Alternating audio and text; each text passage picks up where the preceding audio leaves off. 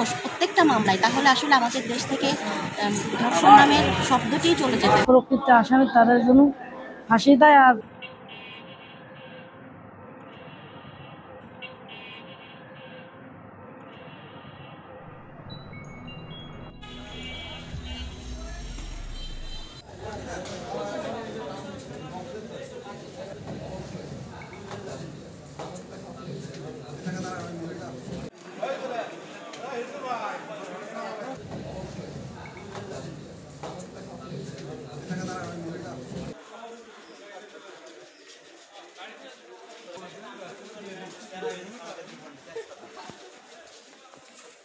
একটু প্লিজ ভাই আমরা যাই, আমাদের একটু দায়িত্ব নিরাপদ।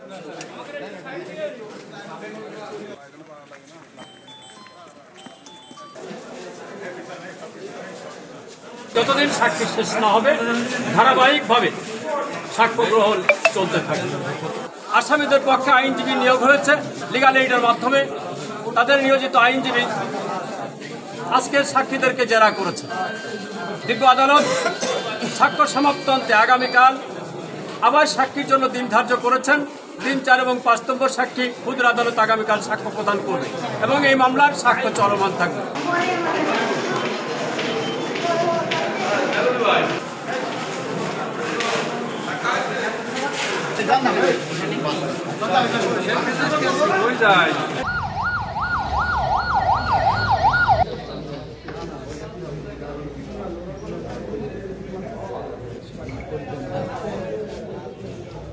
সরকারের কাছে একটা আবেদন যে তাড়াতাড়ি জন্য বিচারটা করে যে প্রকৃত আসামি তাদের জন্য ফাঁসি দেয়। আর যেগুলো দোষী ওরা তো সহযোগিতা করেছে, ওদের যেন সাজা হয়।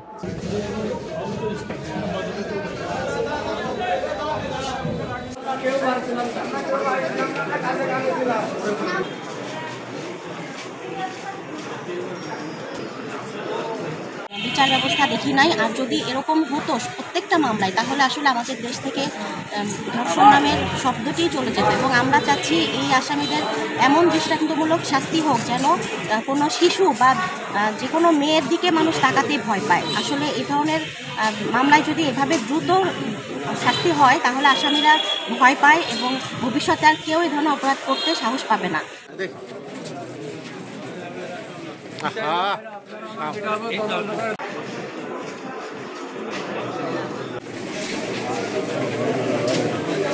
সময় লাগছে।